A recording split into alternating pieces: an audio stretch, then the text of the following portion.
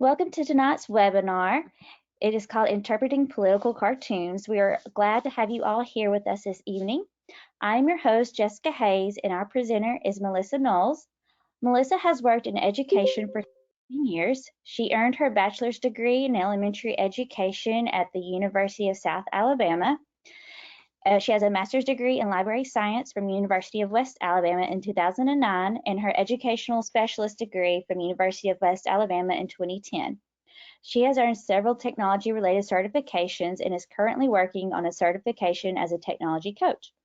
In her work as a certified trainer for social studies school service, she builds curriculum maps, develops micro-credentials, and trains educators on using the programs, as well as leads and hosts webinars on various topics. In her spare time, she loves spending time with her family, reading, and anything outdoors. I am now going to turn it over to Melissa. Good early evening to everyone. I'm so glad you're joining us tonight as we take a look at interpreting political cartoons. As the quote said there, a picture is worth 1,000 words. So let's get started.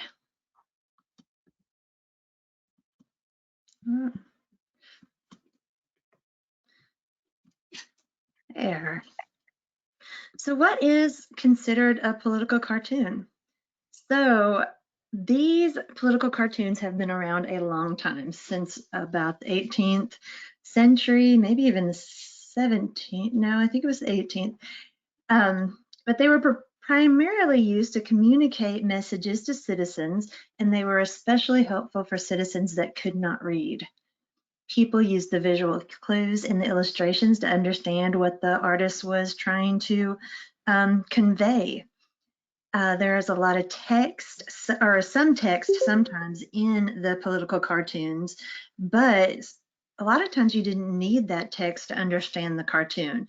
And sometimes the text was just simply to make sure that the image was not misconstrued. They usually are portraying a social or political message, and they're really good about depicting the views and the concerns of the time period that you're talking about. But they can be biased because they are representing the cartoonist's opinion. And they also can contain propaganda, as we've seen in a lot of historical political cartoons, especially World War II, which propaganda is the use of information to promote or publicize a cause. But it can be very misleading to people. So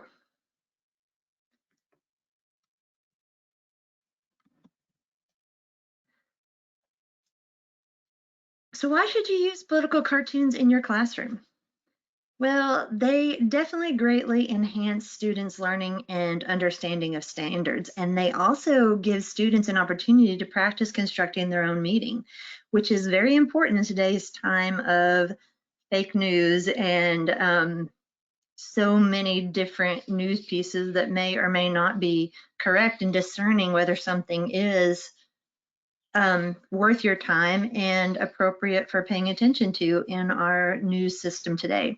So, you know, many adults don't understand all of the devices behind political cartoons and don't really understand what is happening in them. So giving the students an opportunity to see different perspectives and to visualize history, they're going to be at a better place later to then have these things shown and be able to take news and interpret it more correctly. But we're going to talk about those devices that cartoonists use in some future slides. But these devices can help students understand all the ways people attempt to sway through all kinds of types of media. It also allows students to better discern, as I said, between fake and credible news. So these primary documents reflect different views of a time and popular culture of the time, so different opinions. You could take the political cartoon that I showed, that is on the screen now, and you could relate it to today's time. Where is a time where students, sorry, I got my words muffled, allowing students to relate historical events to things that are happening today to better understand them, and help them make connections to their learning. So let's look at some steps to build analysis skills. So I like to take political cartoons. Currently, I am not at an age group where I would use political cartoons, but I was at the junior high level, and these were used a lot. I was a media specialist there, but I assisted the social studies teachers with introducing these with their students. So one thing to do is to begin by giving students a group of political cartoons and having them sort them. So in any way they can sort them, such as ones that have to do with sports or celebrities, or ones that are even just funny and look more serious. Let me close that door real quick. I got a bird's nest.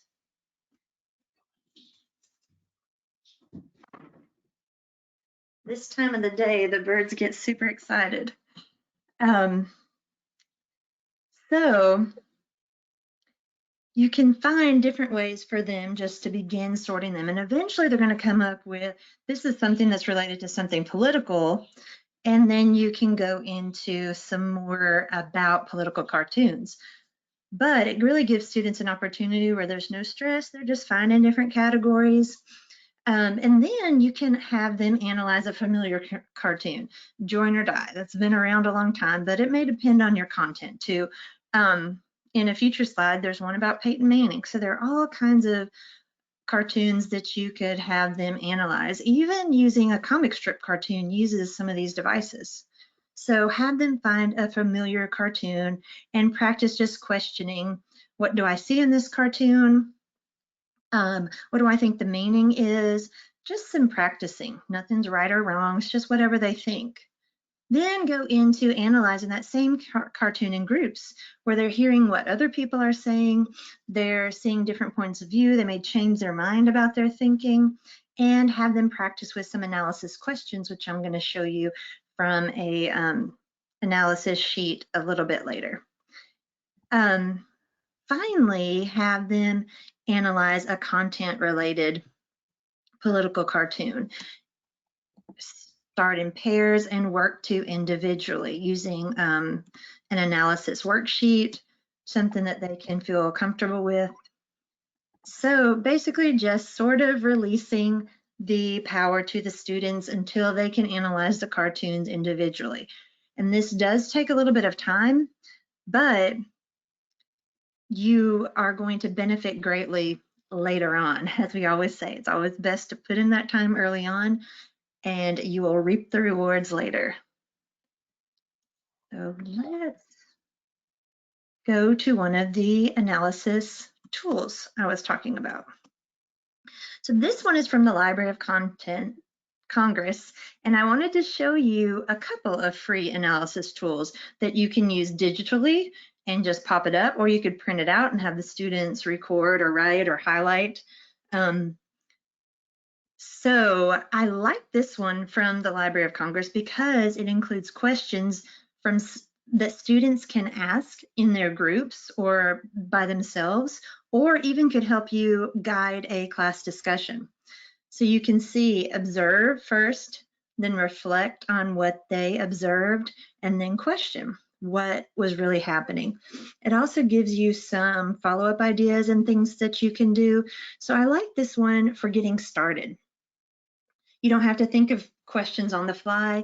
You can really just use these, and it'll help you get started with your students much easier, and also give the students a guide for their thinking. As they go through the questions, they're sort of practicing how to think about political cartoons. Now the next one's a little bit different. This one's from the National Archives, and it is a worksheet on the National Archives website. It's actually a form that you can reset and print, or they could do a screenshot and turn it in. So now it's going to give you step by step, or as they say, levels. So you could start with level 1 and then move to level 1 and level 2 and then level 3, and they're just responding. So I like list adjectives that describe the emotions portrayed in the cartoon.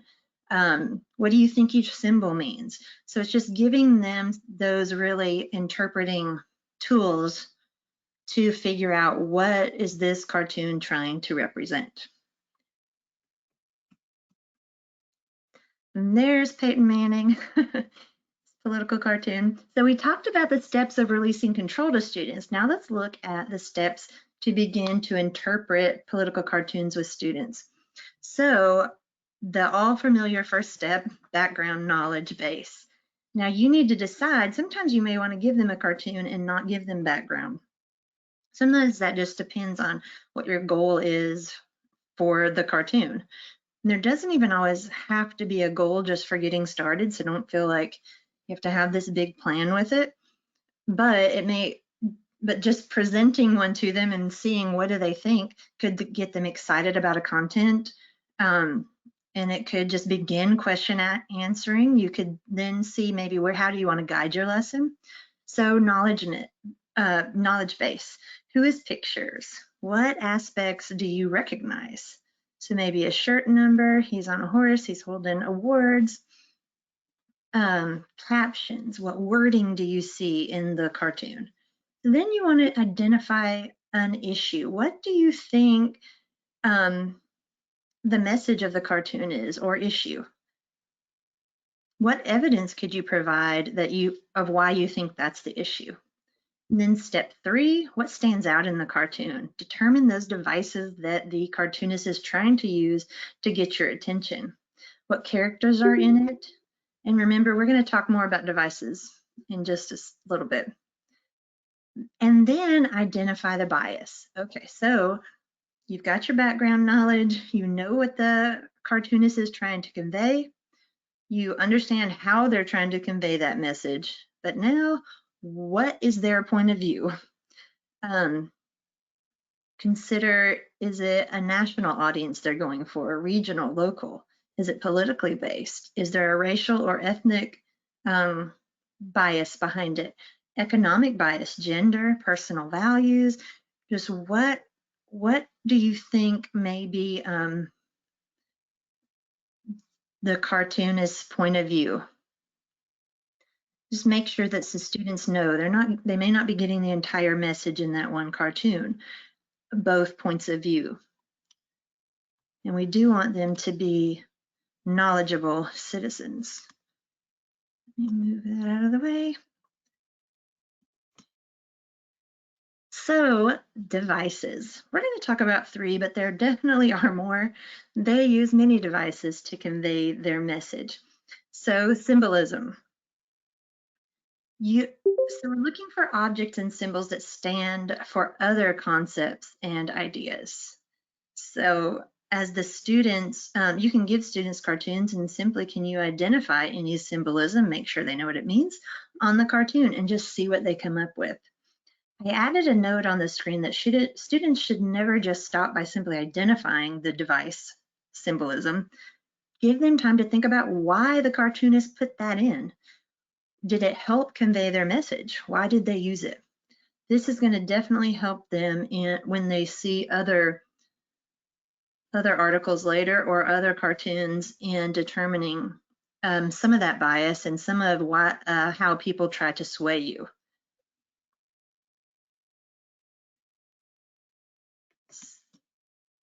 Exaggeration. When studying a cartoon, make sure that students are looking for characteristics that seem overdone, overblown, facial characteristics that are big, a big yelling mouth and crazy eyes. Clothing sometimes can be exaggerated. Anything that the cartoonist added that the cartoonist definitely wants you to pay particular attention to or notice by using exaggeration. And of course, irony. So when you look at the cartoon, do you see any irony? What point might the irony be emphasizing? Does it help the cartoonists express their opinion effectively? Why would they put that in? Because they're not just putting these devices in just for no reason. They've got a reason behind it because they have this small little box in a newspaper or magazine or website, and they have to convey a message in that small little box. Also, don't forget as you are working with these that it's absolutely appropriate for you to then, as the students begin learning to identify them, have them create their own political cartoons using these devices. How would they depict it? Or even an issue that's happening at their school. Maybe there's an election going on, or maybe they're trying to figure out how to do testing, or what's the best way for teaching students in a distance format. They can convey these messages and they can present their opinions using political cartoons, things that are related and important to them. So let's try it out. If you will, in the chat box, can you find any symbolism, exaggeration, or irony in this old cartoon? Let's see if get this.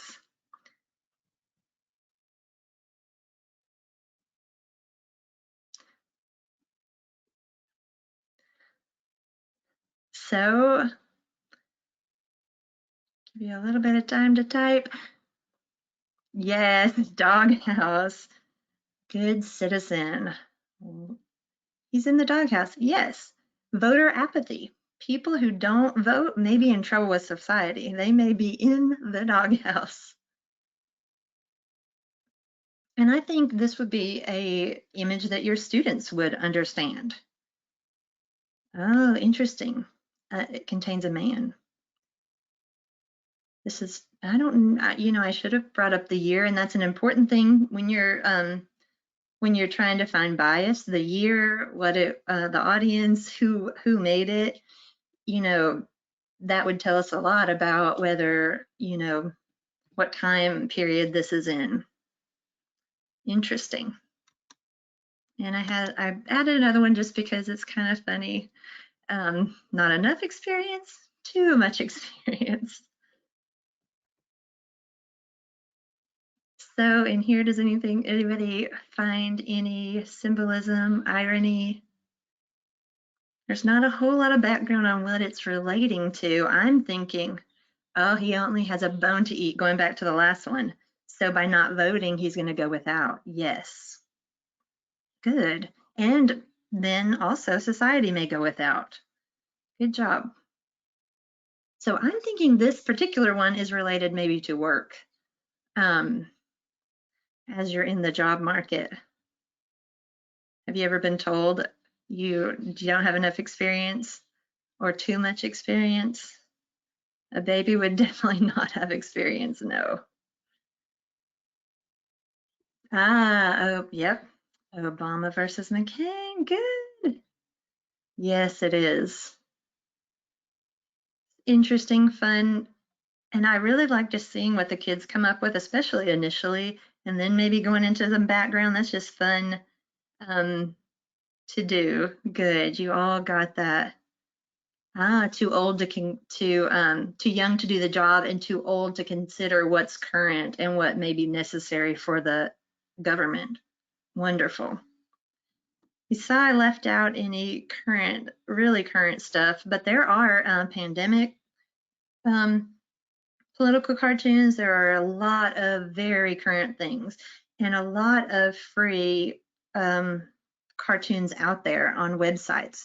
So I have a blog post that should be coming out on blog.socialstudies.com, and that will have some of the places you can go to access free political cartoons if you're not sure where to find them.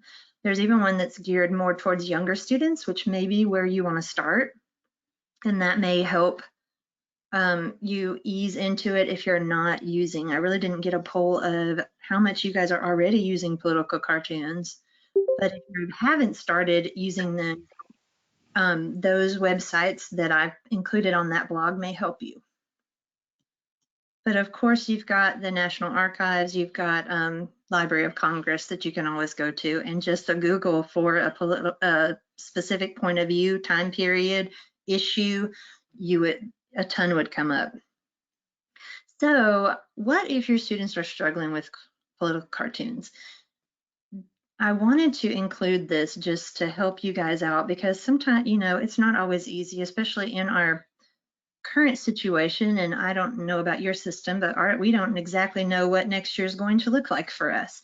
So how are you going to help those that need a little bit of help?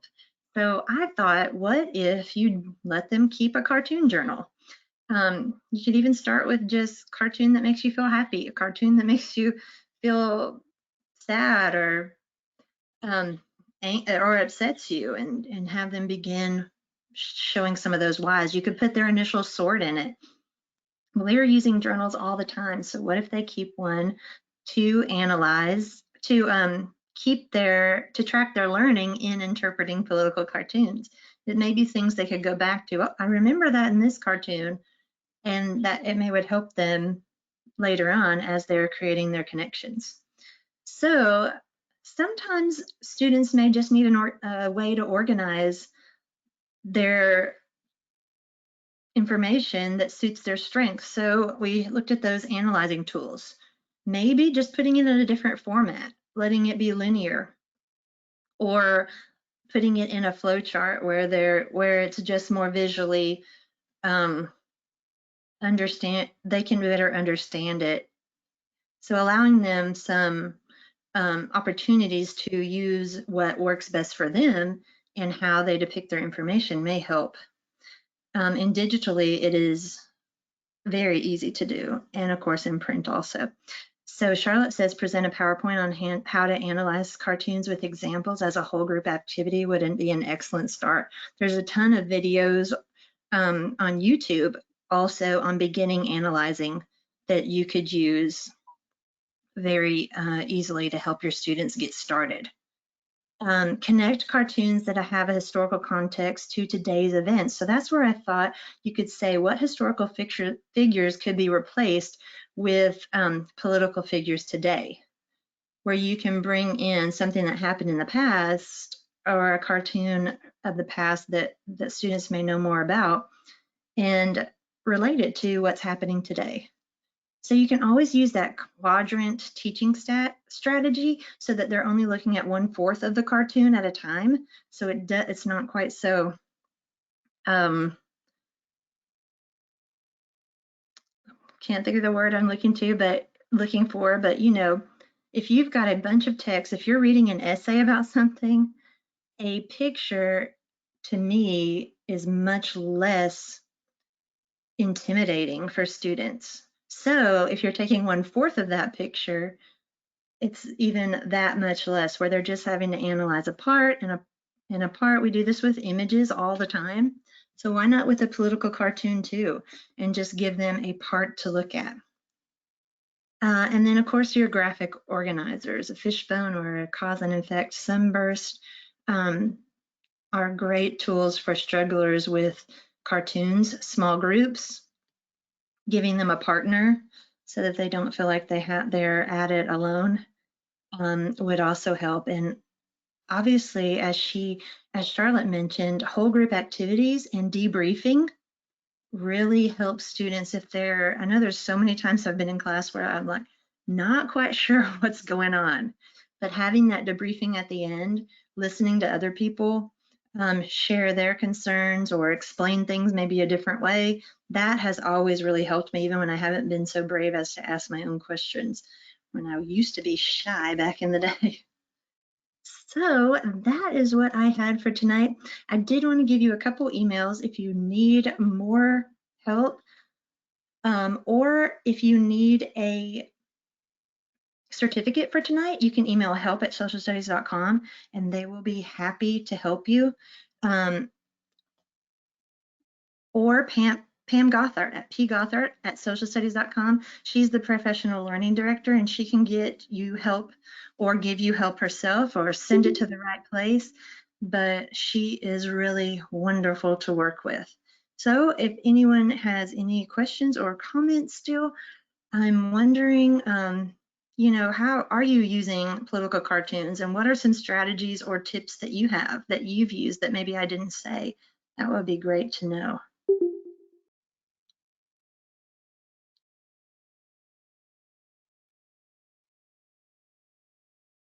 Thank you, Michael. I've always loved cartoons, just always. Sunday paper was my favorite, and I really love teaching them with students because the students sometimes are like, of course, they know more now, but when I taught the younger grades, they were like, what? We're going to use a cartoon? Of course, with graphic novels and the new Young Citizens from Social Studies Services is a graphic novel format. I'm glad you enjoyed the resources. Daniel says he ties them into each unit as a way to help students connect to the way people felt. Yes. What was going on at the time? How did they feel about it? And it definitely lets students know, especially in things they can't really understand, or why would they let that happen in society? And you can get some of their thinking. That's good. Sort cartoons. So what I mean by sort cartoons is give them cartoons from the newspaper, some political cartoons, some cartoons that have to do with maybe sports figures or medical, like the pandemic. Give them those, just a group in a little baggie or a group of a few cartoons, and let them sort them so that they can sort of determine on their own, oh, political cartoons, oh, these have more to do with sports and are not really related to political things. I mean, at least at first, I would definitely not even give them categories. Let them discover their own categories. Maybe they say this one's funny and these are not funny, but just guiding them towards seeing that some cartoons are not just funny. Some cartoons can really convey a very serious message and be very impactful, as we've seen with Ben Franklin. I think that was one of the first, if not the first. So I hope that helps. If you have more questions, feel free. Charlotte uses them in her current events class. Excellent. Yes, News Daily has weekly cartoons. Awesome. And they, I think, are more student friendly as students are beginning. That's awesome. Becky, you haven't incorporated them much. I hope you get in there and start using them. I hope this has helped you get started. So I think when you're analyzing cartoons, you would probably want to start as a class and then sort of release to that small group, or maybe do small group and then come together as a class, but eventually going to more individual, if not pair. But you may, as I said, I would give them in small groups some time to sort and then come together and discuss. But there, as far as like analyzing and finding things, you may even need to specify and circle 3 things. Which one shows symbolism? So like in the doghouse, circle the bowl, circle things. What do you see in each of these? What do you think the meaning was? So, and I'm sorry about your sound, but please, good, I'm glad it works now. Awesome. But yes, it will be recorded and hopefully the sound will be on there, Jessica. Yes, and I know, yeah, you probably didn't get to hear the first part, but there should be a link that is sent out in the next few days with the full session on it, so you'll be able to rewatch it. Awesome. In the analysis tools from the Library of Congress and National Archives, if you wanted to use those, a simple Google search, they will pop right up for political cartoons. In fact, Library of Congress has one for lots of different primary sources, and they're different types of questions. And I'm sure National Archives probably does too. And you might have mentioned this one, but I saw where Jennifer said that her kids analyzed political cartoons all year and met a local cartoonist in the spring, and then they created their own and submitted to the local papers. And that's pretty cool. I That's a did miss that. That is awesome. I love the idea of sharing it. That is great. You know, I was just thinking with Mother's Day and Father's Day, what about having them do a little cartoon about their parent? Of course, hopefully kept on the positive side. I know my teenage daughter has some negative things when I make her come home early and not go out during the social distancing. She didn't love that, but you know, all that's important too. Um, I think that'd be fun. That's a great idea. I love that you got to meet a cartoonist. And I'm hmm sure virtually that would not be as very hard, maybe. yeah, yeah, that No, is a great. that's a great idea. And I love that they created them and submitted them to the paper. That is awesome. Excellent cycle of learning. I bet they really have some positive things to say about that. Yay!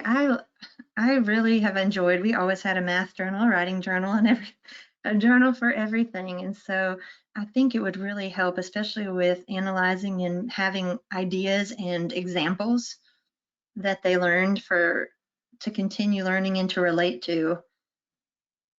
hmm Good. And that journal could also be digital with screenshots.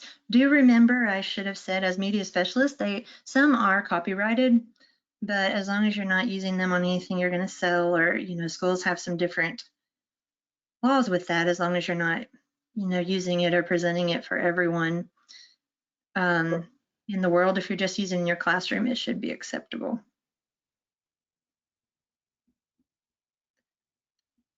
Did I miss anything else, Jessica, that you know of? Another question, any quick tips of having them analyze some cartoons on Zoom meetings or breakout groups? So I'm thinking just a screen share of the cartoon, or you could even give them prior to and give them some time, sort of like a flipped classroom, which is kind of weird to think with a flipped classroom with Zoom because they are at home, but sending them out early, having them look at them, what do you see? And then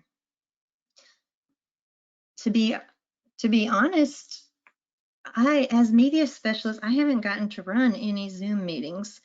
Jessica, you may have some better ideas on that now. So actually having experience doing, I don't currently have. I've been involved in some, but as far as running a lesson on one, I have not had a chance to do. Does anyone else have any ideas that may have popped in their head for analyzing cartoons on Zoom? To me, I would think you could do it the same way you normally would have, like use them in Google Classroom as an assignment, but include one of the analysis worksheets. See, that would work. You could Yeah, even give them that sort tool, but put them all on one page where maybe they're just writing their ideas or annotating over the document to sort them. Maybe they circle some in red, and that means sports or something like that. Google Meet and discussion thread. Yeah, mhm. sort of what did you think, and comment on what other people thought. Let them change their opinion, or oh, that's a good idea. That's a good idea. Yeah, unfortunately, I haven't had many meetings on because I used Blackboard Collaborate, but it was really just to get students familiar with using Collaborate. So I really didn't get an opportunity to teach. Right. So, yeah, yeah, Google Yeah, Meet, discussion thread, that's a good idea. yeah, great ideas. That was the bad thing about being media specialist, is that I have 200 kids, but I really did not get a chance to meet with them unless I got the teacher to invite me. So seeing those little faces was sometimes a challenge. A question in Flipgrid and let them respond in video format. I love that. I actually use that with my kindergarten age group that I'm doing right now. Flipgrid, not political cartoons, but I love that idea. Create a folder in Google Drive and share it. That's a good idea, and have them sort it that way into different files or different folders. That's a great idea. Mhm. Love those. Have any of you used this site? Becky, the site didn't pop up for some reason. I bet you clicked enter, because I do that sometimes.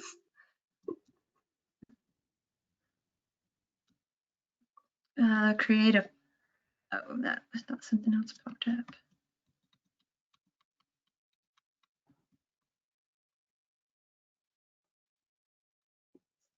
Yeah, Becky, if you want to share that site again, that'd be awesome. I'm curious as to what this ad I is. know. I found some. Let me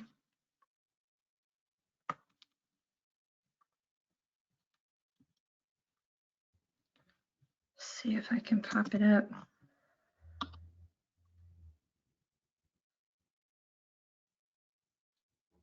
Cartoon stock. Josh says that he's used the National Archives worksheet that you showed. Yes, I like that one, and I like that it's digital, that you can Mhm. answer it online and not have to use any paper. He said he found that students struggled with it initially. Yes, but as you kept working with them, were they able to have a better time with it? I'm wondering. I don't know if this was it. Becky says the site is called The Week. The week, okay. I haven't seen that one. This was just it's called Cartoon Stock with connections. Let me see the week.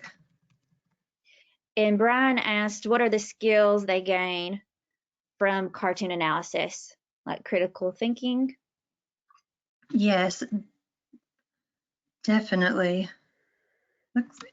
Is the week, before we go to those skills, is the week a paid? It said something about subscribe, but it may still not be paid. It seemed more daunting, but yes, the more they worked, the better they got. Yes. I completely agree with you, Josh. It definitely took some time, but the more we got into it and really being able to, it was our first time, so we may not have started with the best ones. I would definitely start with some easier ones that maybe are a little bit more, I haven't seen this, but I'll have to check it out the week.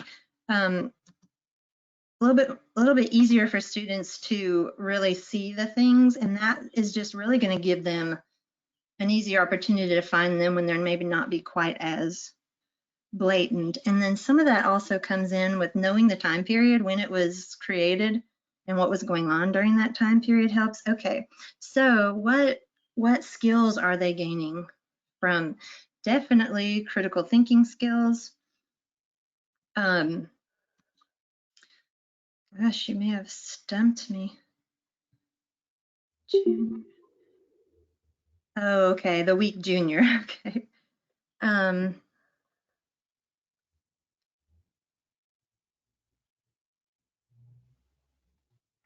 Wow.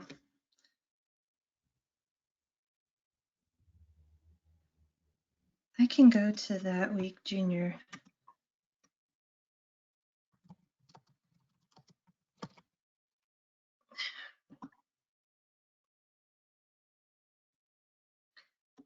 You know how when your brain just sort of shuts down? Oh, the week.com cartoon. Okay, I'm not sure. Is it at the week junior / cartoons also?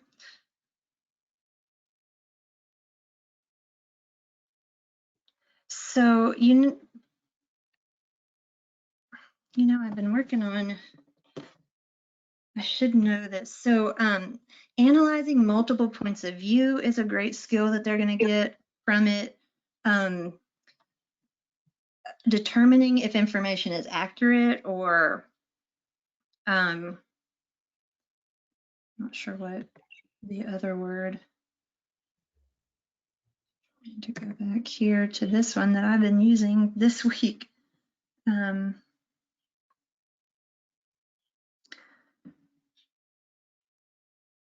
Analyzing how people have solved problems and challenges faced by those addressing problems. Of course, credible information and critiquing information, interpreting multiple sources, diverse media to distinguish facts, just sort of constructing arguments. So you could give them a set of political cartoons that convey a message, and you could say which one best depicts whatever time period or standard you're working on, and let the students decide, and then make a claim and support their claim of why they chose that particular cartoon.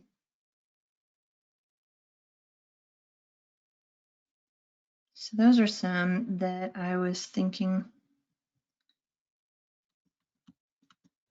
So you're going to try theweek.com/cartoons.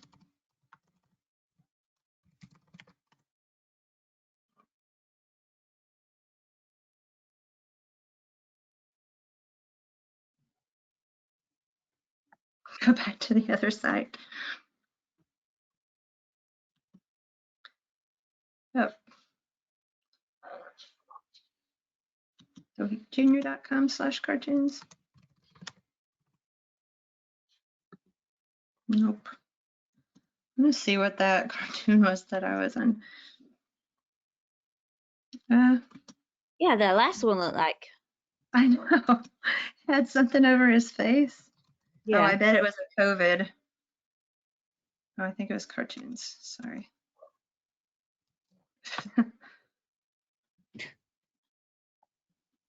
There, I bet that's a COVID. The reopening. Workers have the virus in their face.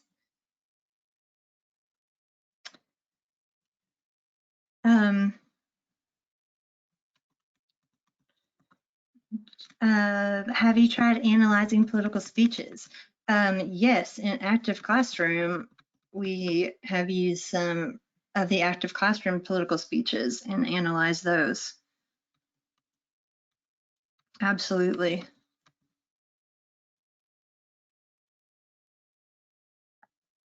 Instead of the one you pulled up. Sorry.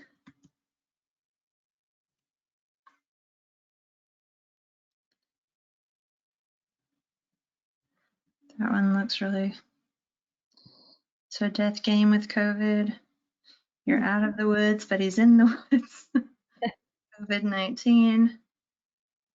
See, I mean, the students definitely, especially your high school students, they could get these. So these may be some good ones to start with on the week.com/cartoons.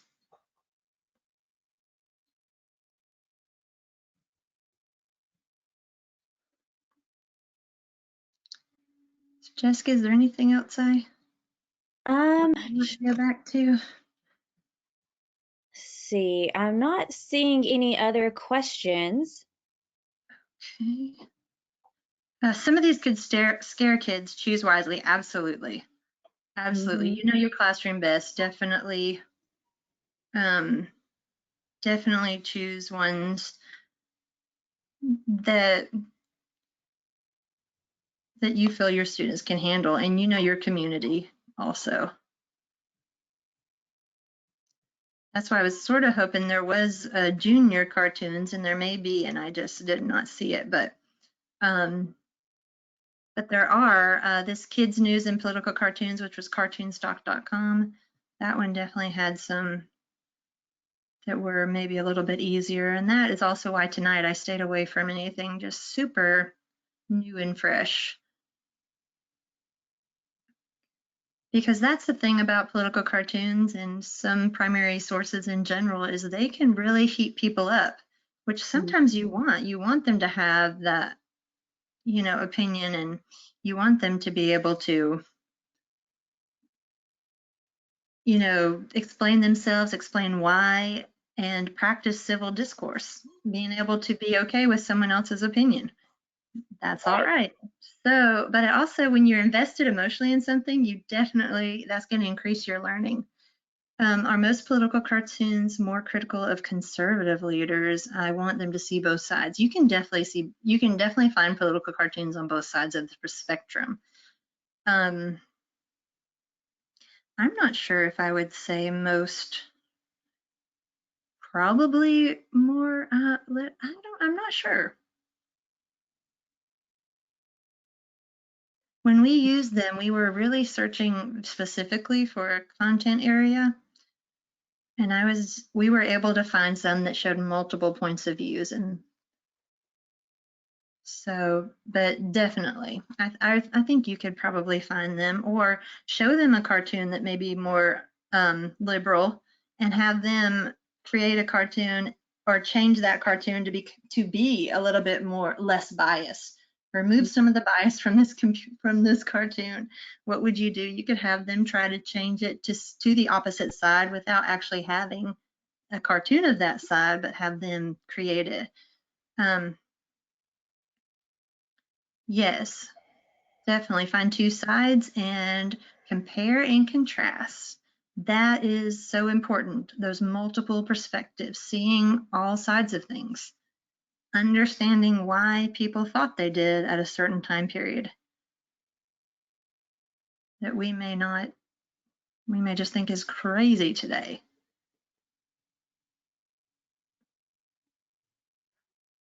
Thank you, Marna. Are there any other questions or comments?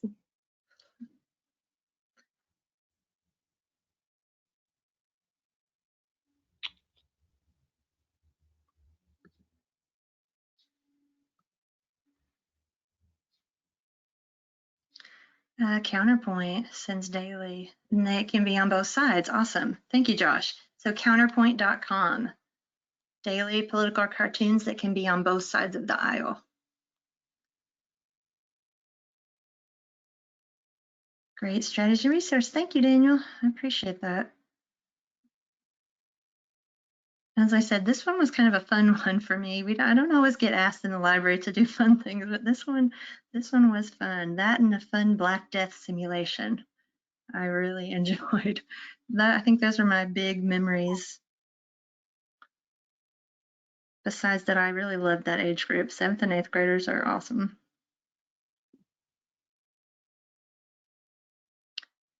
Well, I want to thank everyone again for coming out tonight. I really enjoyed being with you. Some great questions. Had me stumped on skills for a little while. I hope I was able to come up with something that helped out. But feel free to share the link with your colleagues if you think that it's appropriate for them when you get it in a couple days. And thank you all for hanging in with us tonight, and I appreciate it.